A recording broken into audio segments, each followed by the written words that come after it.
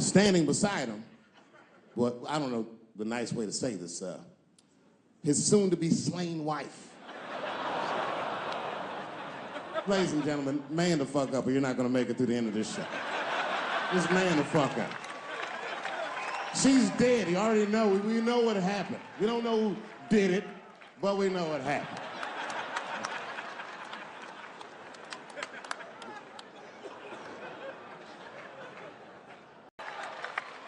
You? At the time I was 18, I had done a show, and then a guy from the club came up and was like, hey, O.J. Simpson's here, and he said he wants to meet you. I said, what? Fuck yeah. I ran down the steps, and O.J. was down there, he's like, hey, yo, man, how are you? It's very good to meet you, and you're doing really good work, and I hope good things happen for you in your life. I was like, man, thanks, Mr. Juice. But there's a lot of reasons, there's a few reasons you don't see black people at my shows. One is because obviously black people have slower internet connections. I mean, that would be my guess. I don't know what. Actually, my own actions drew a wedge between me and the community I hold so dear. A couple of weeks ago, I was supposed to be in Flint, Michigan for a, Oh, come on, man. What am I gonna do about that water? What am I, a fucking superhero? I need to have fun. I need to live too. I didn't fuck that water up. Stevie Wonder was there. They didn't need me. I'm sorry, everybody. I've never been to the Oscars. You've seen the movies I make.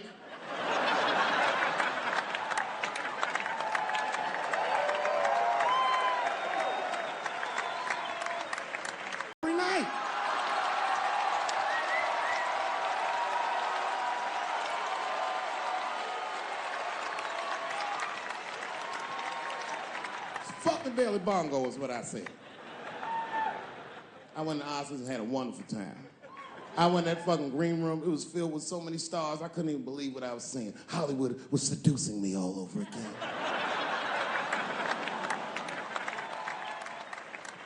I was sitting back there, I'm smoking. I was shocked. I didn't mean to say it out loud, but it just came out. OJ.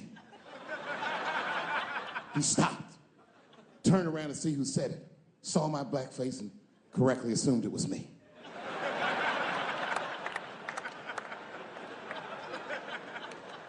I was sitting in the corner of the booth. He leaned over all the white people I was having dinner with and shook my hand. How are you, young man? He looked in my eyes, and I could see in his eyes. The second time I met O.J. Simpson,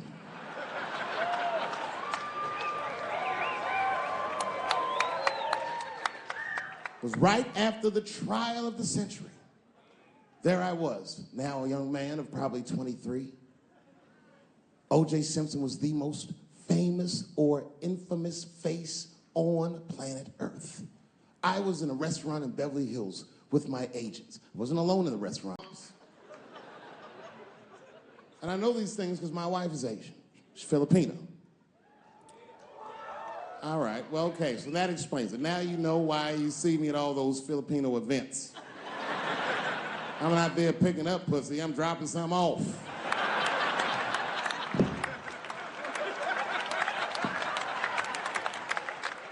I take my wife to all that shit. I took my wife to see Pacquiao fight Mayweather. We sat ringside, okay? That was a quiet car ride home. That's what that was.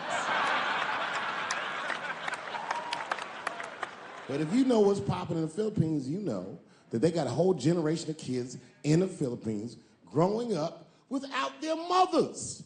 Yes, a lot of women in the Philippines go to the Arabian Peninsula, they come to the United States, they make all their money here, they send all that money back home, which is still one of the #1 staples in the Philippines economy, money that their expats send back to the Philippines.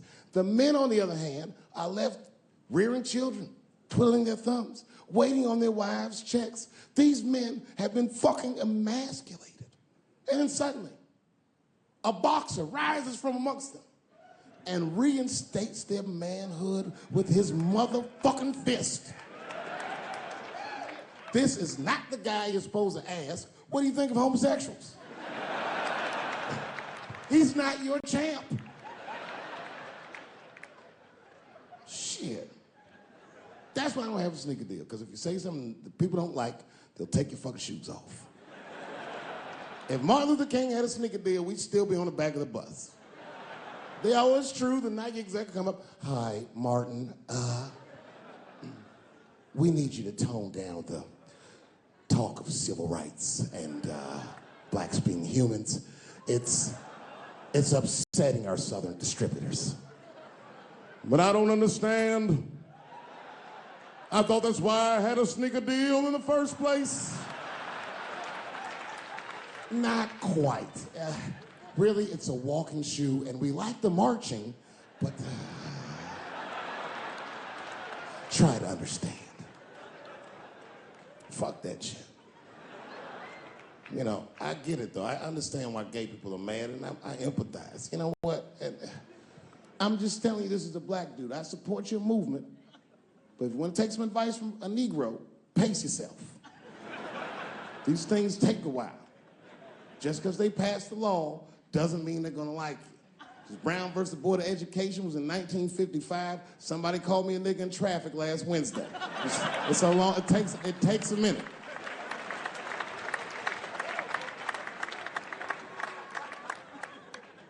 My wife's friend, Stuart, told me that. My wife has a lot of gay friends. Stuart's their leader. She has a lot of gay friends. And I don't like them.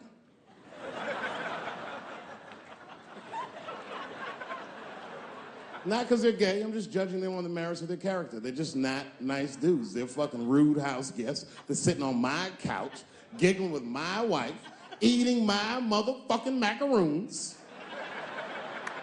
And I come in, they act like the party's over. Hey, Stuart, what's going on? This guy talks to me the way a cat would speak if a cat could talk. Hi, David.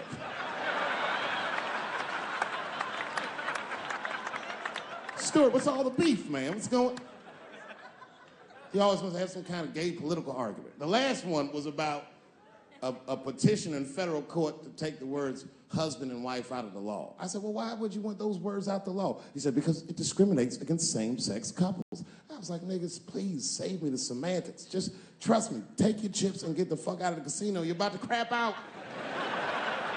Just go outside, talk that over amongst yourselves, and whichever one of you is gayer, that's the wife.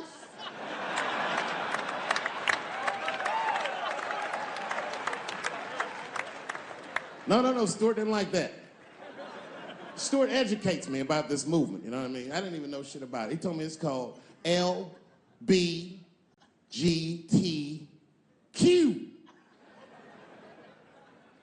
I was like, what the fuck is the Q? Does that even make sense, Q? Turns out Q was like the vowels. That shit is sometimes Y. It's for gay dudes that don't really know they're gay. You know what I mean? Like prison fags who are like, well, I'm not gay, nigga. I'm just sucking these dicks to pass the time. I'm not G, I'm Q. Ugh.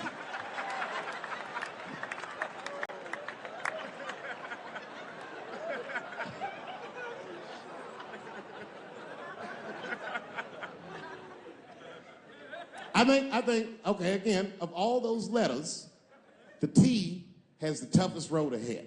In fact, I think the T should stand for tough road ahead. They've got the longest mental gap to bridge. That's all I'm saying. Because, you know, whenever I see one of them T's on the street, I don't mind them, but I'll be like, man, I miss Bruce. I'm sorry, guys. I'm 42.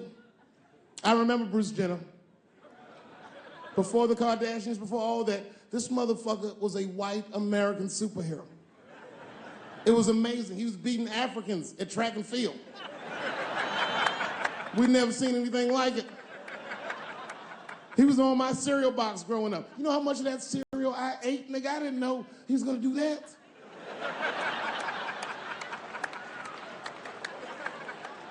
I knew before you guys knew. I heard things on the street in Hollywood. You know, you just be out, see people. Hey, what's up, Kanye? Why the long face? Nigga, you'll see. I got 2 mother-in-laws now. And when I heard he was going to do it, I was scared. I didn't think the public was ready. I didn't think the media was ready. And you know what? I was wrong. Not only did the public embrace him, but the media was nice. I'd never seen anything like it. Welcome to the world, Caitlin. So long, Bruce. Hello, Caitlin. I was shocked. Is this happening? Wait a minute. Is this a time in American history when an American can make a decision for themselves? And even though other Americans don't understand it, they'll support it and let this person live a happy life? Is this